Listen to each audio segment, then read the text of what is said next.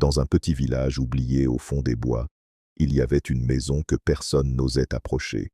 On racontait qu'elle appartenait à une sorcière vieille de plusieurs siècles, morte depuis longtemps, mais dont l'ombre rôdait encore.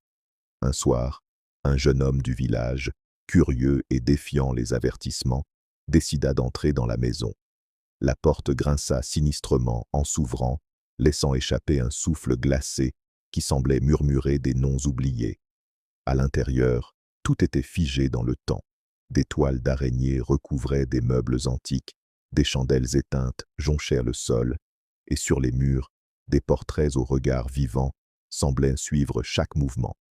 Le jeune homme avança, son cœur battant à tout rompre, quand soudain, une voix douce et enfantine s'éleva derrière lui. « Tu as réveillé le jeu. » Il se retourna, mais personne.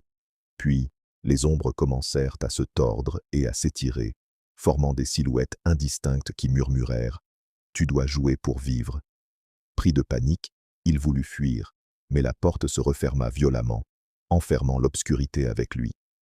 Une main froide lui saisit le poignet, et une voix rauque chuchota à son oreille « Chaque seconde compte, chaque choix te rapproche ou t'éloigne de la sortie ». Le sol se déroba sous ses pieds, et il se retrouva dans un labyrinthe d'ombres mouvantes, où les murs murmuraient ses pires peurs. Chaque couloir semblait se transformer, emprisonnant son esprit dans un cauchemar éveillé. Soudain, il entendit des rires d'enfants, éclats de joie qui se muèrent en cris stridents. Des visages pâles apparurent, figés dans des sourires figés, tendant leurs mains vers lui, comme pour l'attirer. Il sentit alors un souffle glacé sur sa nuque, une présence invisible qui murmurait « Tu ne sortiras pas, tu es à nous ».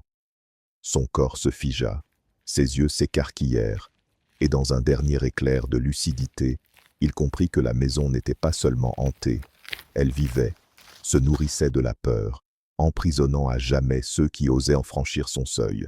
Depuis ce jour, dans le village, on entend parfois, quand le vent souffle fort, un cri désespéré qui s'échappe de la forêt. Mais personne ne s'approche, car tout le monde sait que la maison attend, patiente, prête à jouer avec une nouvelle âme.